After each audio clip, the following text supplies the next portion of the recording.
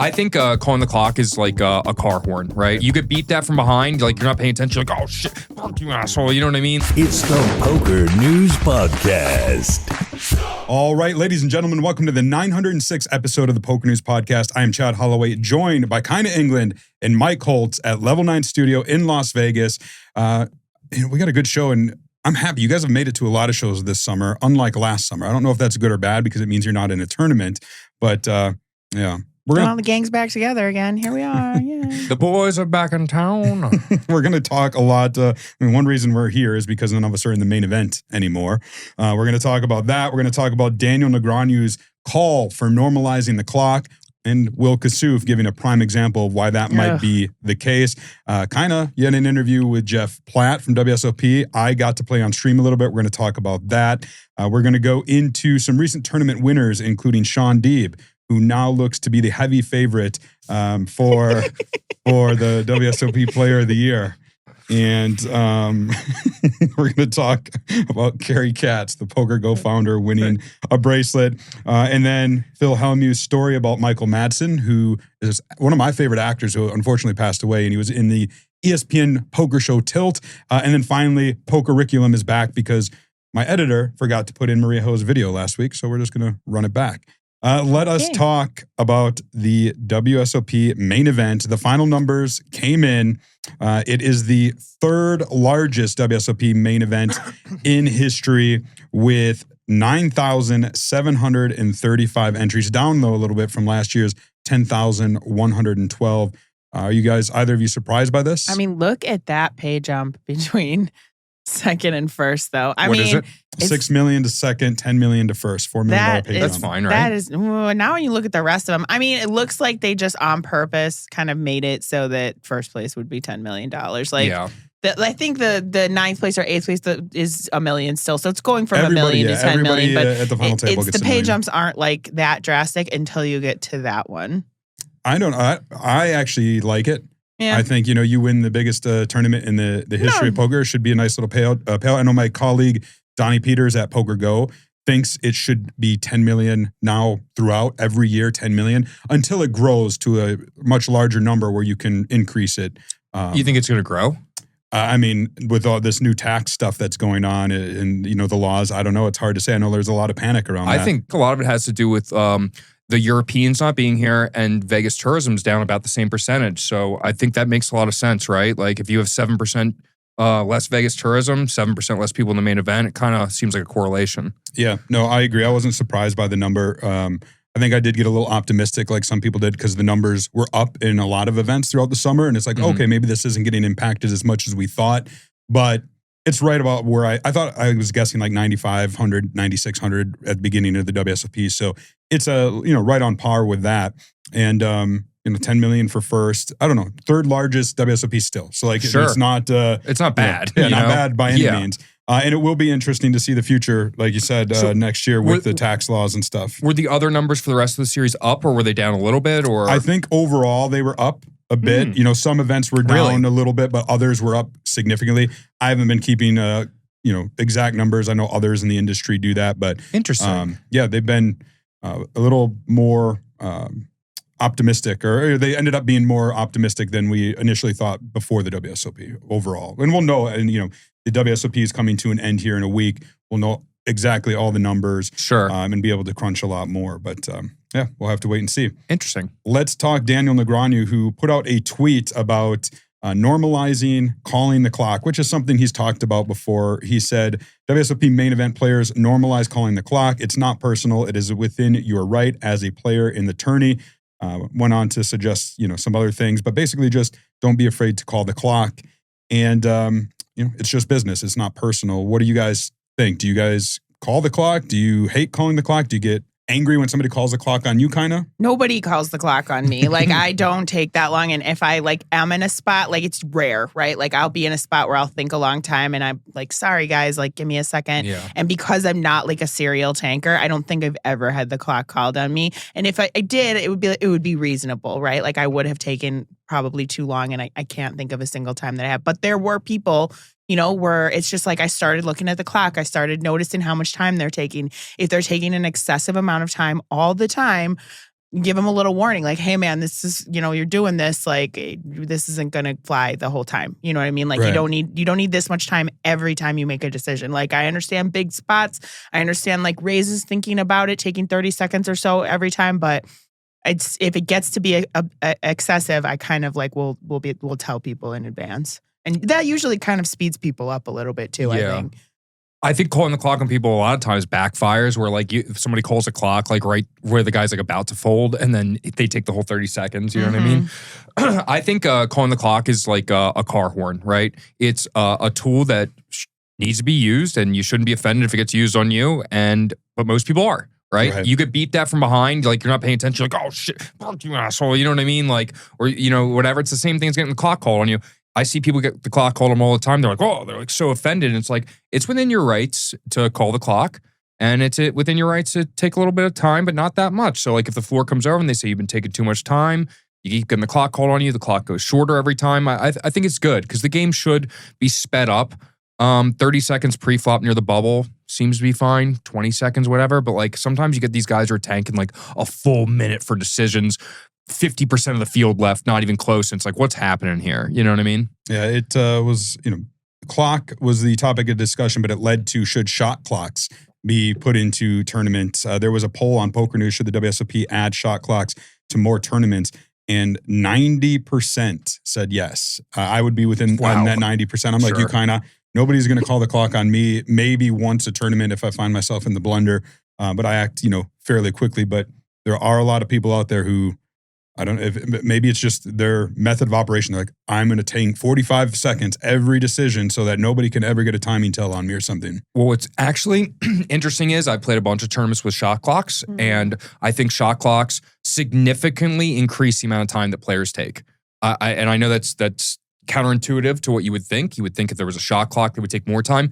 It's the opposite. Now players feel like they have that right to that 30 seconds and they wait till 1 second to fold. I'm one of those people. Like if we start getting towards pay jumps, whereas in a normal tournament, I might take 10 seconds. Now I feel like I can take the whole 29. You can't say anything about it. Like, so it's a weird thing. I almost feel like it's like, that's why chess clocks, I think, should be used. Chess clocks are the best. You get an allotted amount of time per level or per day, whatever it is.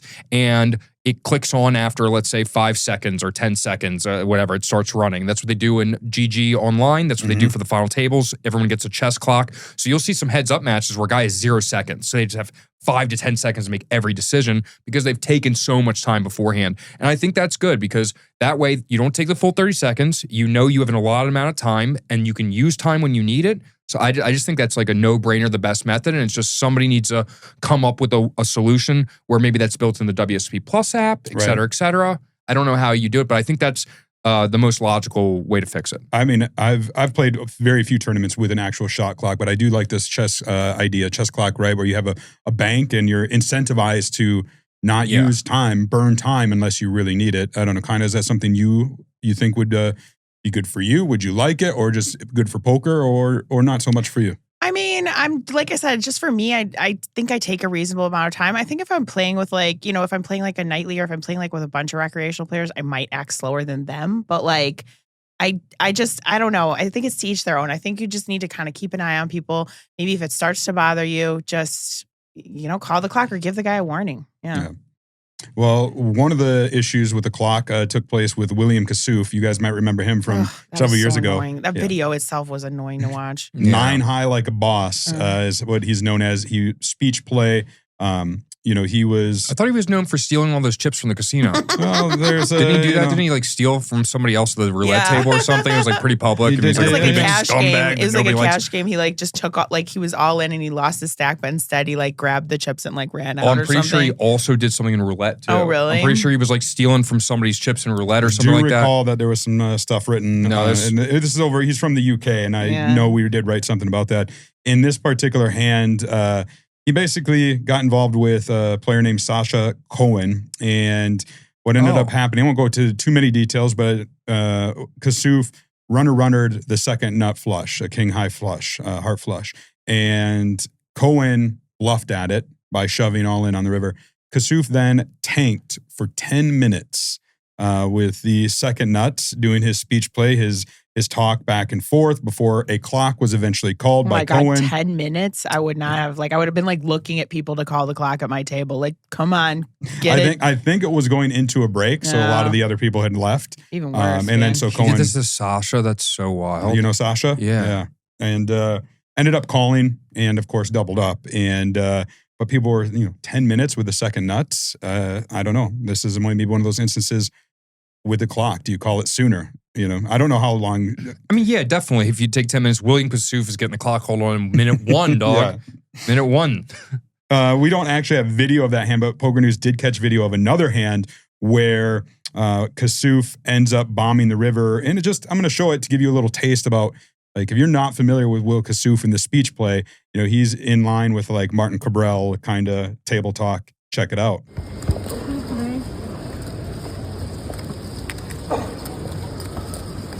This is going to be one for the cameras. This is going to be a silly pot. Look at this silly river card. Right? Offsuit 3 when there's 2 clubs, 2 spades. Offsuit 3 is the money card. That can't be the money card, surely, right, Yuku? They helped you, the 3? I think it helped me. Maybe. I'll look at both cards now. Let me look at both. I've been looking at one the whole time. Oh, there they are. What are the chances? What are the chances? That was lucky, wasn't it? You let me get that. You're winning pre-flop, on the flop, on the turn, on the river. I win. Roll reversal. For me, it's been like that for me. For the last few years, I had the best hand pre-flop on the flop, on the turn, and river. Get done. That's what I said earlier. Close down earlier. I don't need sex. The river f***s me every day. But now, with the main event, things are turning. Now, you have the best hand pre-flop on the flop, on the turn, and I get there on the river. It's unlucky. You got unlucky. You let me get there. Now I'm going to have to make it look like a bluff, and then you pay me off, and I show you the best hand. They put it on the blog. Nothing to see you next hand, right? Okay, let's see how much is in there. If I make a small bet, you're going to call because you have too many chips. So I have to make a big bet, make it look like a bluff, right? Even though it's not a bluff. And I have to keep saying it as if I am bluffing, but I'm not bluffing. You with it. Act strong when you're weak, act weak when you're strong, right? That's what the book says, reverse psychology. I'll put you to the test. In the words of Will Kassouf, if you got it, you got it. Oh, there it is. Done it now. No shame in folding, you. No shame in folding. Oh, there it is. Right, let me get that. That's the money card. That's the money card. I was going to bluff with 8 high like a boss. As it happens, I get there. I got the wheel. You're not in the tournament, or you don't have a straight. Definitely a straight. Ace 2, 3, 4, 5. I did maths at school. Ace 2, 3, 4. If you got it, you got it. 25. We got it, guys. We got it. You got it. You got it. Right? 8 high like a boss. That's how we play on the button. Any 2. 8 high, 9 high. I'm sick. I told you. I meant to go to the doctors today. They were closed. I have to go tomorrow. All right, so there you have it. Will Kassouf, love him or hate him. Most people don't love him. I'll say that much. Let's talk about the WSOP main event for all of us. I made day 2. It was great. Yeah, you made day 2. I made day 2 as well. Did you late reg on day 2? Was that it? No? Okay, I wasn't sure. I came in from day 1 with 61,000. All right, well. I had an extra 2 big blinds than everybody else. What do you think about Good that? job. That's awesome. I bagged 128.2, and you were right there, like 112-ish. 112, yeah. Yeah, so we actually did decent, and actually saw Kyna on day 1. You got interviewed. I did. Jeff was hovering around me for 2 levels. I was like, oh God, here we go. But the last time I did an interview with Jeff, it worked out well and I made day 5. So I was trying to be optimistic about it. And, I lasted a whole nother day, I guess. So it wasn't quite the Jeff Platt immediate curse. No, not immediate. No, it was fine. Well, we got the video. Check it out. All right, back out in the field, day 1B. Let's check in with one Kyna England. Kyna, if you could stand up for me, please. You didn't know this was coming. You're so Oh my God, I'm so surprised, Yeah. Jeff. It's I not haven't like been you've lurking. been walking around my table all day for looking like an for me. hour. Yeah. Okay, so is this a good luck or a bad luck interview? We'll see, Yeah. The last time we did an interview, I made it to day 5. So we're going to go ahead and say good luck interview. Quickly, what's this experience been like so far? It seems like everybody's having a blast. You got a glass of wine in hand. Life is good. We have wine after dinner. That's just the rules. And this table's been really fun. Everybody's having a good time. We're making jokes. We've been here all day together. It's a great time. I love it. Fun. That's what the main's all about. So We're going to much fun. send you back to the action. right. This is great luck. We'll see you on day 5. Thanks, Jeff. You got it. All right, so Kyna, you got some love, some TV time, but ultimately ended by a Spaniard, right? Yes, I had a table change on day 2, and I got to sit right next to world famous Adrian Mateos, which was cool. He's a very quiet guy. I'm not a very quiet gal. So, I try to make him talk to me. It was really funny, too. Every time, he was playing hard, too. And every time he'd muck his cards, I'd be like, what did you have? And, the whole table would laugh. It was kind of funny. And he'd just be like, it was like kind of a running bit at our table. It was funny, but like he ultimately busted me and I was out. But it was a fun day for sure.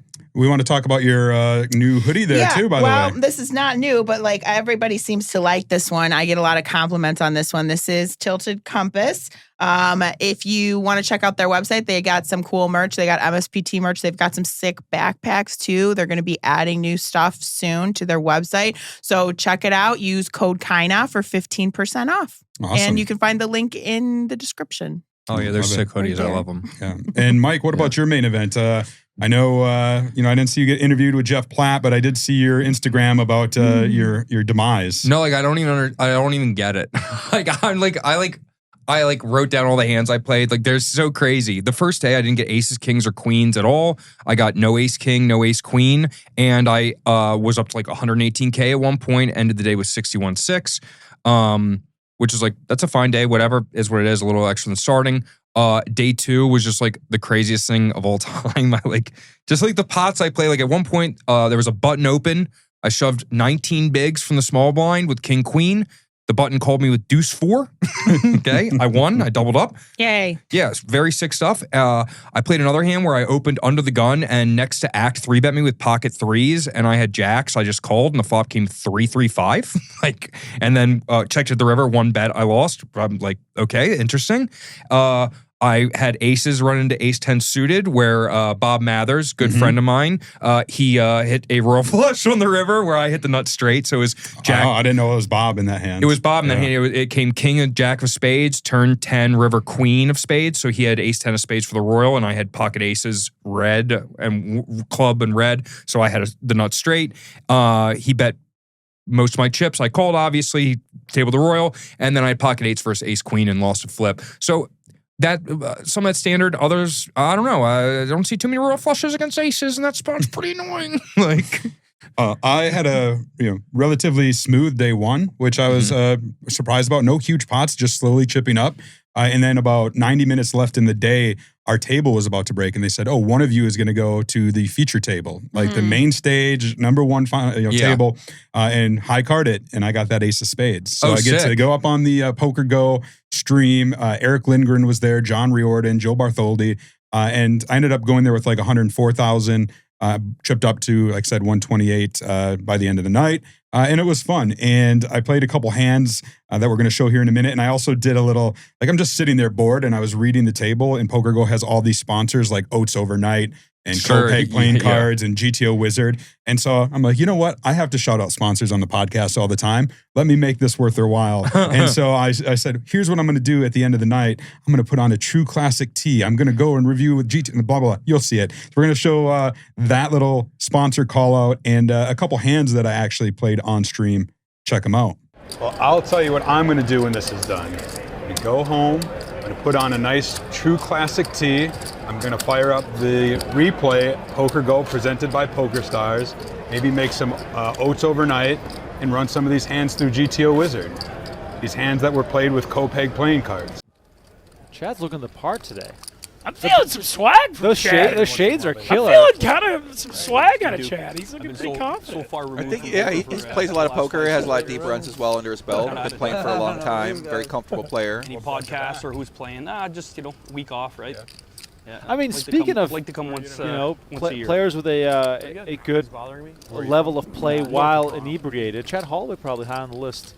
Enjoys a glass of whiskey every now and then. Maybe you and him need to do a drunk heads-up match or something. Well, actually, he is the person I see the most at the charity poker events, the CSOP. So, and you really can't play those unless you're drinking. So it makes it a lot more fun. So he is that kind of player. You're right. It's pretty. Yeah, very helpful. 3 of the most known players at the table involved now. This could get interesting. Yeah, 2 clubs out there. Chad's hoping for clubs. I don't know if he is. Ooh, good flop. Good flop for Chad. King 5 deuce, 2 diamonds. Chad Holloway really connecting with this thing. He's got to seize control here right away. These diamonds out there.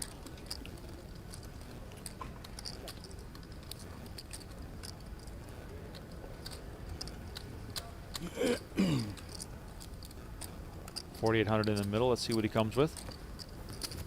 3 deep stacks, by the way. Reardon the short stack in this hand with 91K. Chad comes with 2,700. Lindman comes along with the wheel draw here. What would you call this? Is this I guess a gutter's kind of proximity, huh? Yeah, it could be something like that. I mean, this hand's kind of interesting because pick up an ace and bluff some other cards as well too. You have the 4 with the block, which could be a blocker in the end, a proximity blocker. So you have a future proximity blocker. Maybe is one way I might think about it. Queen of Hearts on the turn. Holloway now top 2. Flush draw does not come in. Pretty great card for Chad to bet big. Hope your opponent has a king. Hope your opponent has a flush draw. Sizing, seemingly the name of the game. A lot more talk about sizing these days. Nice bet, nice hand. Chad betting 7,000 and he gets it done. Looking comfortable. Chad trying to get over 112K in the bag here. What do you think about that shirt, Mincy, with that Ric Flair, the classic Ric Flair with the bladed with the blood? What are your thoughts on that shirt? This level. To be the man, you got to beat the man. They high carded at our table, and I got the ace of spades. So here I am. It's impressive that Ric Flair is still out. Like, he posts on Instagram every day or something. It seems like that guy is grinding. I think you might have paid someone to get up here. Well, no, I was in seat 7 too, and now I got moved into seat 7. All right, so there you have it. It was a lot of fun to end day 1, but day 2 was really interesting for me. We don't do a lot of hand histories on the show, but I want to ask you, like, what do you do in the main event in this scenario? So it is the level 1, or the first level of day 2. So the blinds are 400, 800, 800. I'm in the big blinds. And there is a middling stack who's probably got like 35K. He's shoved a few times already. And on the button is a guy who has 250K, super loose, super overplays, bets way too much. And I think everyone's feeling like I was like, okay, somebody's going to get his chips. Who's this going to be, right? So the middling stack makes it 1,700, essentially min raise, and the button calls. I'm in the big blind with 7-3 off, which I should have just folded. But look, I don't like to fold to a min raise when I'm getting some odds. I'm like, if I can, flop, whatever. If I flop big, I'll be in good shape. Well, I do flop pretty big. 7-3 deuce rainbow. Okay. I flop top 2. I check, original opener checks, and the button, as he's prone to do, bets big. He bets 8,000. Just fires an 8 there. And I decide just to call here.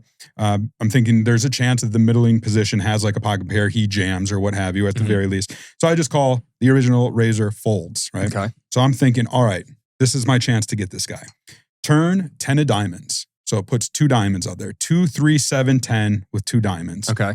I check, expecting he's going to bet 25, 30. Yeah. He says, well, if you got it, I'll just have to pay you off. I'm all in. He moves all in. I have 117,000 behind. What do you do in this spot? The blinds are 400, 800. I have plenty of chips.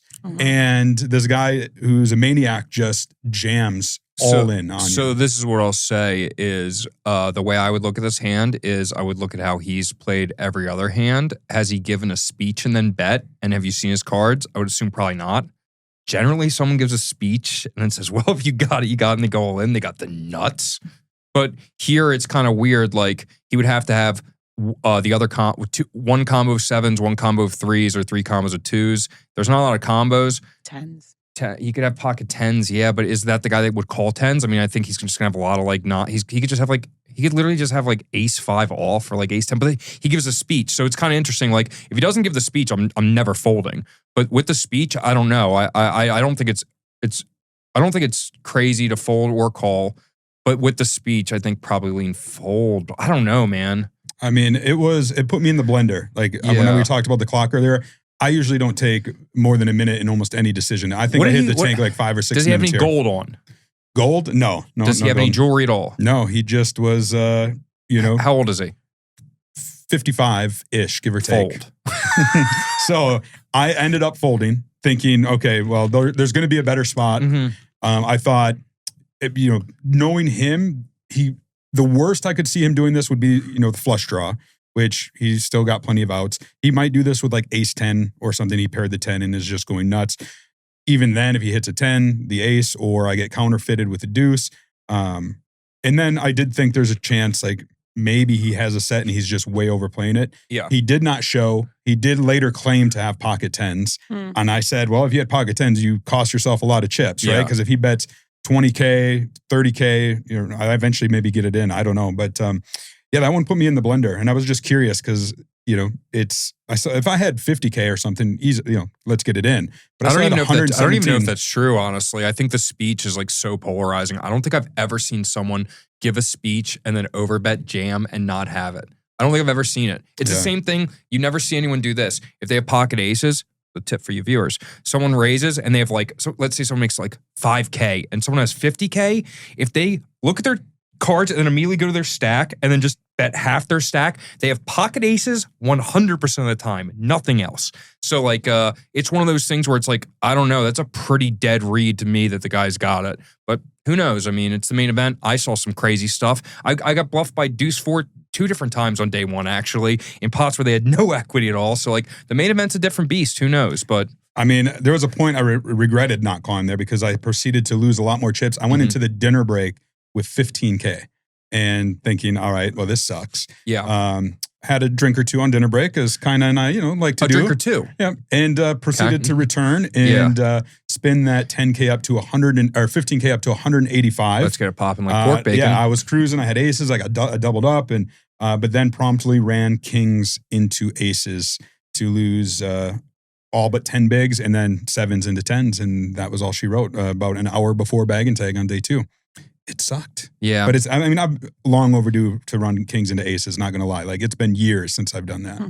So it happened in the main event. I love the main event. I'm 0 for 5, and I just I don't even know what's happening anymore. I played at 5 too. I've cashed once. Yay. You're better than me. You made day 5, didn't you? Day 5, yeah. Really? Pretty good. Nice. Yeah, I've never made it. I've never made a day 5. 2. I've made a day 4 once or twice of anything. Never the main. Always dead on 2 or 3. Well, the main event is happening now. You can watch on PokerGO, of course. You can also sweat the live updates on PokerNews.com. We will be there throughout, and it will be exciting to see who wins this year's main event. It won't be a defending champ. Jonathan Tomeo has been eliminated. So, are you kidding me? Oh no, our guy went from 97% favorite to 100% loser. Poker was better before they added the river in 1983. He's done with poker. Please. He's already clicking buttons again. That's the beauty of the WSOP app.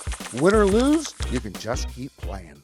Let me shout out our sponsor for this episode of the podcast, and that is WPT Global, who are gearing up for their festival coming at the Playground Poker Club up in Canada. It is going to run, it's running now, I believe, through the middle of August or beginning of August. They've got all these online events that they're qualifying. So they got an exclusive $100,000 free roll. They got daily free rolls to win your way to Canada, 30 daily free rolls into an 1,150 CAD tournament. And then, just lots of summer satellites. So if you're looking for action after the WSOP, WPT Global has you covered with their festival at Canada's Playground. Have either of you been to Playground? I have. I love it. It's amazing. You should definitely check it out. We all want to go after they won Poker Room of the Year at the GPI Awards. We talked about this. Send us Poker News. And Poker News will send us. That's what you said, Chad. Chad said. And then you text me and you said, yeah, man, I love Harry Lodge and we all should go together. Yeah, you said, well, we'll even take Harry Lodge there. Is a poker player who I got to play in the main event with. And I luckily had a picture that we've now shown on air. My mind didn't go there first yet Harry Lodge either. is actually it doesn't even matter. Yeah, no, I got it. We all got it. No mind. It's the nickname of my sex dungeon. Got it, yes. The Harry Lodge. Your sex dungeon? Is that what you call it now? It's not a sex dungeon, actually. It's a multi-purpose facility in my basement, but let's move on. Let's talk about recent tournament winners presented by WPT Global, starting with Shaun Deeb, who won his 7th WSOP bracelet, took down the 100K PLO Omaha High Roller for almost $3 million, defeating Ike Haxton heads up. And just is like, yeah, I'm going to go for POY, and looks like he's going to get it. I know last episode, Martin Cabral had just taken over the lead, but apparently there was a bunch of results that hadn't been updated, including I think a runner-up finish for Deeb, and then he went on to finish runner-up in another tournament. So absurd. Yeah, he's won player of the year before, right? He did, yeah. And now he's a heavy favorite. He is. He's gonna. I mean, and winning so big, like the weight of this is like it's so much. You know, it's tremendous. He started the player of the year race on the lighter side of things. Yes, but then just boom, boom, boom. He's in first place right now with 4,283 points. Benny Glazer, 3-time bracelet winner, 3,609 points right now as it stands. So he's got a pretty big lead there.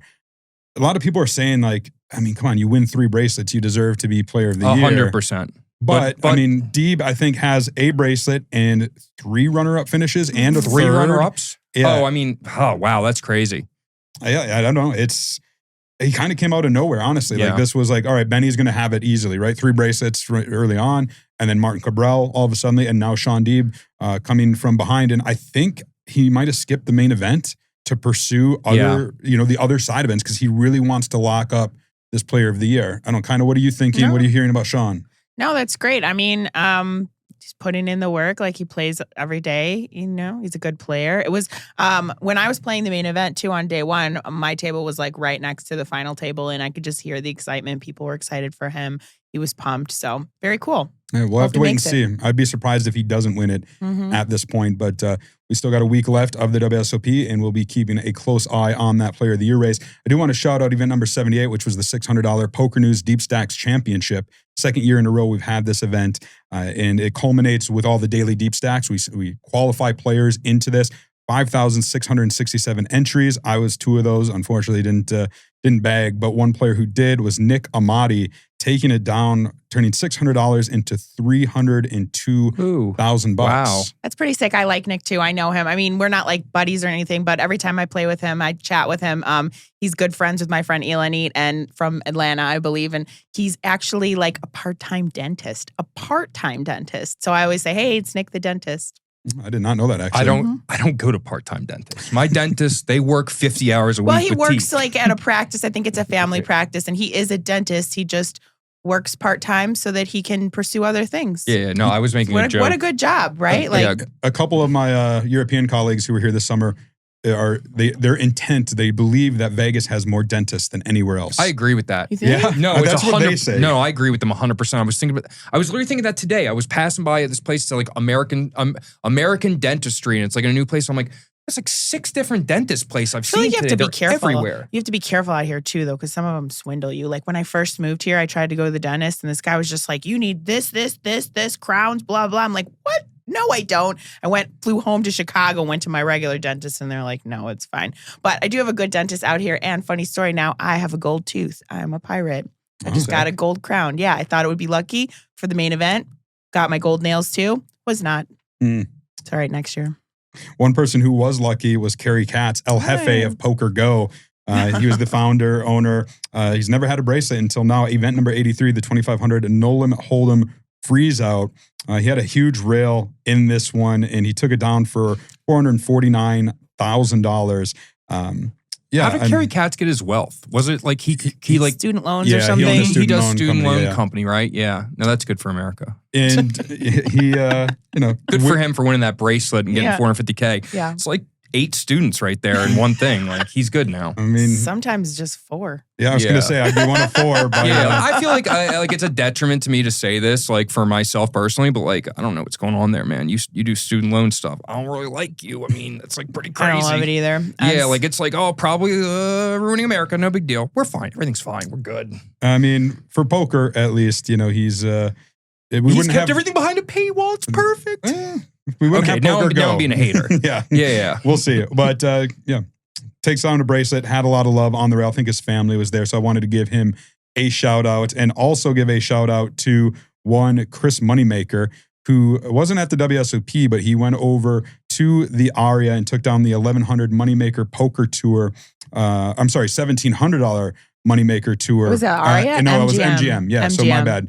But he had taken down the 1100 Moneymaker Poker Tour Palm Beach main event just 2 months earlier. So takes this one down for $239,000. Rigged. Wins his own, yeah, wins his own tour, not once, but twice. That's pretty cool, actually. Good for him. Cool, yeah. I like kind of seeing the Chris, like him doing better. I mean, obviously the stuff with ACR is like crazy, whatever. But like he's always been a nice person to me in person. Good for Chris for winning them, you know? That's like, great. especially after so many people like have shit on him for being a bad player and everything. And like he's clearly gotten way better and has had a lot of results. So that's always nice to see. Yeah. Well, I want to talk about a sad story, and it's the passing of Michael Madsen, who is an actor. It's legit one of my favorite actors for a long time. He was in a lot of Quentin Tarantino films, Reservoir Dogs, Kill Bill, Volume 2. And he was actually why we're talking about it is because he was also the star of the 2006 ESPN show Tilt. It only lasted one season at the height of the poker boom. I don't know if either of you have seen it. Of course, yeah. You know, you haven't? Yeah. I thought it was actually quite good. It was decent, yeah. And he was great in it. Like, yeah. He's amazing. Where is it on? Well, it was by ESPN, so I don't know where you could probably find it free on YouTube or something. Oh, okay. I have it on DVD, of course. Tubby. But T-U-B-I, yeah, the Tubby thing. Tubby. That's I'm crazy. making that up, but I think that's right. When did he die? Because I literally just the other day it was Saturday. I stayed home and I watched Reservoir Dogs. Yeah. When did he die? He played Mr. Blonde, right? The guy the crazy one. Died. Yeah. I think Monday. it was right before. Wow. Yeah, I think Crazy. Cardiac arrest from what I heard. And the reason I not only wanted to mention it is because of his connection to Tilt in poker, but also he had worked with Jennifer Tilly, who of course is in poker, and she shared a tweet remembering her time with him on set. And then I forgot this, but Phil Hellmuth actually did some scenes with him during the filming of Tilt, and Hellmuth took to Twitter and shared his own Michael Madsen story. Check it out. Rest in peace, Michael Madsen. So I have a quick story where I was filming with him. We're filming the series Tilt, which was on ESPN. And we're in Canada. And the script calls for him to fold his hand after like a beat or two. It took like 15, 20 seconds. And I thought to myself, he has pocket aces. And so after we finished the scene, I'm like, you had pocket aces. And he looks at me, comes alive. He's like, Phil, I had to fold pocket aces. And we started laughing. And, we did a lot of talking on the set. And I just found him to be a super nice guy. And there's this guy, an extra there, who had one line. Hello, sunshine. Something with sunshine in it. And we start talking to him, and this extra is Daniel Craig, and he's like, oh, I'm going to be the next James Bond. And Michael Madsen's like, oh, that's cool. And I'm like, that's cool. So we start talking to him, and you know what I mean? And sure enough, about 5-6 months later, Daniel Craig is announced as the next James Bond. But I found Michael Madsen to be just a really nice guy. I really enjoyed chatting in my time with him, and rest in peace, Michael Madsen.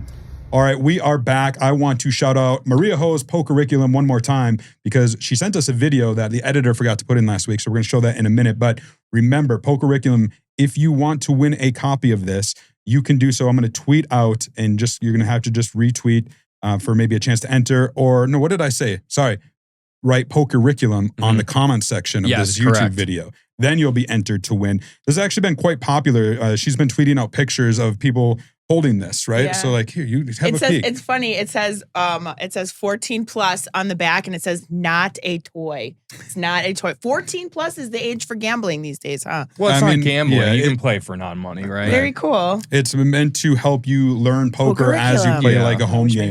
Yeah, just to recap, that game has nothing to do with gambling. It has to do with learning poker. It is not a gambling game. Not a gambling game. Okay, I wasn't here for the last time. Yeah. Sorry. We didn't even talk about that. I just know how this works. There was pictures, of Maria Ho tweeting like Doug Polk, Liv Beret, Mike Mattisau, Vanessa Selbst, and Eric said a whole bunch of them. So they're all taking, supporting Maria Ho in this. Good for Maria. Yeah, so I thought we would too. And I actually asked her to send in a little video to tell you more about Pokerriculum. Check it out.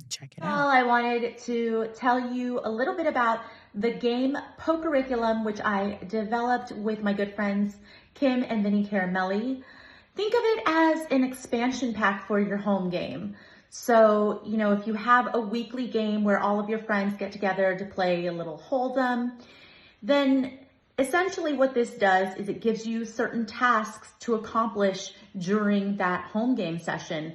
Maybe something like 3-bet light from the big blind. And every time you complete the task, you get a token. And if you're able to complete all the tasks, you win this extra side pot that everybody antes into every hand. So not only does it help just elevate your game and help you learn a little bit more about different poker strategies that you can utilize and implement, but it's also a way to kind of juice up the action with your friends. So you can find the game right now at the World Series of Poker. We are at the PokerGO Octopi booth on the horseshoe side, and my good friend Kim will be there every day up until July 7th between 11 to 6 p.m. We also have signed copies of the game from amazing players like Stephen Chidwick, Seidel, Josh Aryeh. So we would love to see you there. You can buy them in person for $25, or if you are not at the World Series, you can buy them online soon. Check out the website, www.pokerriculum.com for the latest. All right, we are back. If you want to check out more about Pokerriculum, you can do so online, or like I said, leave the comment Pokerriculum on the YouTube video, and we will select a random winner for this copy right here. I've been putting this off all summer long because we already knew who was winning. We did a fantasy draft episode at the beginning of the WSOP. Kyna, you were sick, but me and you teamed up for a team. Mike, you were there. And then we had Christina Gollins and Joey Ingram join. And remember, it's whoever loses has to buy dinner. So it's not necessarily who's going to win. Oh, I thought if someone, like whoever team won, there was like something happening too. Maybe you can pick. Not. Maybe you can pick where dinner is. Yeah, that seems fair. Well, Mike's going to win. Spoiler alert. Mike has Shaun Deeb and Benny Glazer, Yuval Bronstein, Yuri Zavaleski, yourself, Cherish Andrews, and Jeremy Osmus, with Frankie C as your bonus player. It's a good thing, too, that you swapped in yourself, too. I only have 8 points. So yeah. It doesn't matter. You want to guess how many points you have total? Not including your bonus player, because that's not in the official score. I'm going to guess, I don't know, 981. 981. The most points you can get is 10 for a bracelet. Oh, we have a different scoring system. Yeah, we got a different scoring. Oh, okay. I don't know, 146. 176. Okay, cool. Yeah, so you're doing pretty good. That is almost more than double than the others. So it is a tight race, though, to the bottom. So Joey Ingram, his team has 95 points right now. His big earner is Nick Schulman. And then Christina Gollins has 88 points. She has Negreanu. And then Kyna, you and I, just slightly behind with 84 points. Okay, not over yet. Not over yet. Not bad. We have Hellmuth. We had John Racner, who won a bracelet. So we just need... How much did Ari Angle get us? That was also one of my picks. Ari Angle has us 11 cashes, nothing deep, so 11 points. 11 points, okay. Here's the mistake. I should have swapped in Alex Foxen for Alexis Ponikovs, who I actually got to play with. And you got, Yeah, Ponikovs has you guys made more mistakes than that, I hate to tell you. He won. And Foxen has 36 He won a big tournament at the Win, though. It doesn't count. Yeah, that's frustrating, yeah. So we have a week, Kyna, to dig ourselves out of this. Otherwise, we're going to be taking them out to dinner. Angela Jordanson, get on the phone. She's got us. No, if you guys win 8 bracelets, you can beat me too. Well, it would probably take about 8 bracelets. I think if you got 8 bracelets, you still lose, probably, right? Probably. That's impressive. Like 80 points. It'd be cool. How many points is my... I mean, I guess it's showing up the thing, so it doesn't matter for me. I'll check it in the episode of the PokerNews Podcast. Yeah, we showed it on screen. So we'll keep updated on this now that I actually crunched it. Like, I was just putting it off. I'm like, I know Mike's winning this thing. So yeah. I forgot about Shaun Deeb and Benny Glazer until the last commercial break. Yeah, that was a good draft for you. Not so much for others. Like Joey Scott Seaver, #1 pick. He's only got 8 points this summer. Josh Aryeh, 4 points. How many points do I have? I have you at 7. I think you're missing a couple caches. I hope you have 7 caches according to my hand and mom's wrong. My thing's wrong. I have 10, I think. Until they online update ones it. don't count. Yeah, online doesn't count. I know. And I can only go with what's there. So they'll update it eventually, and we'll get final numbers. But as it is right now, you've got a huge lead. You're not in any trouble. Me and Kyna, a little bit more so. But maybe we can beat Christina and Joey. I don't know. We'll just have to wait and see. Oh, sick. We'll party at the Harry Lodge tonight. Jesus. All right, well, that's going to do it. I forgot to say, Shout out to Shaun Deeb for bringing home the bacon to my team. Oh. That's going to do it for episode 906 of the Poker News Podcast. We've only got 2 more episodes left for the 2025 World Series of Poker. It should be a good one as the main event starts playing down to a winner. We'll keep on top of that and all the last-minute bracelet events. I'm Chad Holloway, joined by Kyna and Mike Holtz. And until then, we'll keep a seat open for you.